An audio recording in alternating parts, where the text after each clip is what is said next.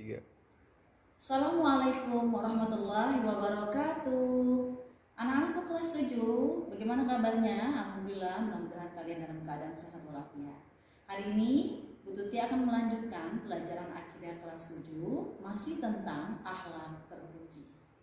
Bismillahirrahmanirrahim. Anak-anakku sekalian, kita sebagai manusia biasa sering melakukan banyak dosa dan kesalahan, baik itu dosa kepada Allah maupun kepada sesama.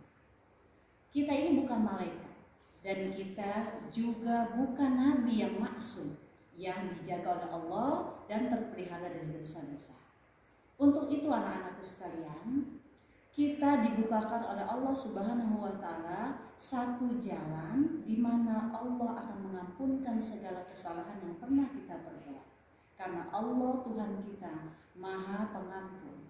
Bismillahirrahmanirrahim. Innahu kana tawwaba. Sesungguhnya Allah Maha menerima ampunan, Maha penerima tobat.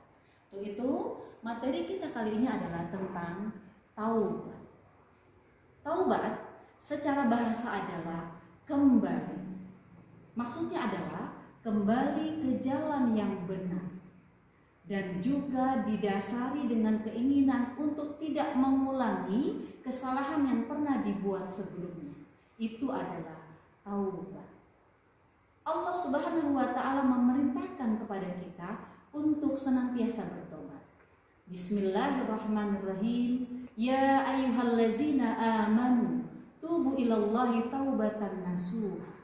Asa rabbukum ayyukaffira ankum sayyi'atikum wa yudkhilakum jannatin tajri min tahtihal anhar. Dalam ayat ini Allah menjelaskan kita diminta untuk bertaubat dengan semurni-murninya taubat. Apa itu? Taubat nasuha adalah taubat yang betul-betul bertobat dan tidak akan mengulangi perbuatan dosa yang dilakukan. Bukan taubat sambal, artinya habis hari ini berbuat maksiat, bertobat, lalu besok berbuat maksiat lagi. Itu namanya tobat sambal, bukan tobat nasuha. Apa sih ganjarannya kalau kita taubat nasuha? Allah Subhanahu wa taala menjanjikan akan menghapus segala kesalahan kita dan akan memasukkan kita ke dalam surganya Allah yang ada sungai-sungai mengalir di bawahnya. Sungguh indah bukan? Oke anak-anakku sekalian, sekarang Ibu akan menjelaskan tentang jenis dan syarat taubat.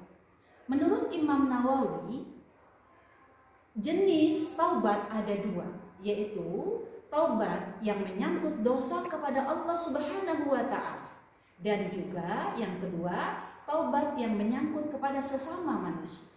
Contoh ya, kita berbuat maksiat, artinya misalnya tidak sholat, mencuri, atau lain sebagainya. Itu masuk ke dalam kategori kita berbuat maksiat kepada Allah Subhanahu wa taala. Maka kalau ingin taubatnya diterima ada 3 syarat yang diberikan oleh ulama. Yang pertama syaratnya adalah yaitu meninggalkan perbuatan dosa yang tadi sudah dibuat. Lalu yang kedua menyesali perbuatannya. Yang ketiga berjanji tidak akan mengulangi perbuatan dosa tersebut. Jika ketiga syarat tersebut dipenuhi, maka Allah terima taubat kita. Lalu dosa yang menyangkut kepada sesama manusia, baik itu kepada orang tua, kepada tetangga, kepada teman, dan juga kepada guru kita. Untuk ini ada 4 syarat agar Allah menerima taubat kita.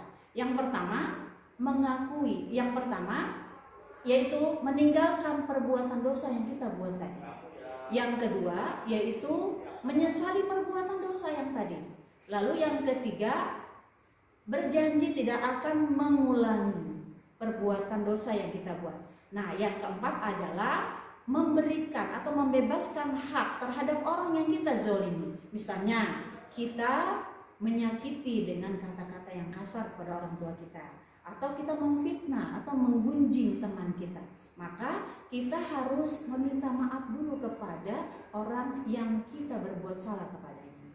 Itu baru taubat kita diterima. Atau misalnya kita mencuri dari harta teman kita atau barang-barang teman kita, maka kita harus mengembalikan dulu harta tersebut kepada teman kita, baru Allah menerima taubat kita.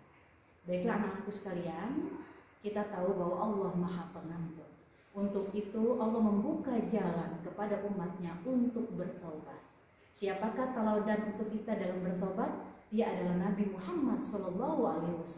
Meskipun beliau maksum, beliau bertobat 100 kali dalam satu hari. Bayangkan, beliau beristighfar 100 kali dalam satu hari. Bagaimana dengan kita? Kita beristighfar nggak setiap harinya? Mudah-mudahan ya, kita menjadi orang-orang yang senantiasa bertaubat dan mensucikan diri. Karena Allah mencintai dan menyukai orang yang bertaubat dan mensucikan diri. Innallaha yuhibbut tawabina wa yuhibbul mutatahhirin. Oke anak-anakku, tugasnya adalah ibu minta kalian menjawab pertanyaan ibu berikut ini. Yang pertama, pernahkah kalian berbuat dosa baik kepada Allah maupun kepada sesama, misalnya kepada orang tua, kepada guru maupun kepada teman? Yang kedua, apakah kalian sudah bertobat setelah melakukan dosa tersebut? Bagaimanakah bentuk taubat yang kalian lakukan? Oke, 3 pertanyaan tersebut dapat kamu jawab sehingga kamu memahami arti taubat yang sesungguhnya. Terima kasih banyak. Assalamualaikum warahmatullahi wabarakatuh.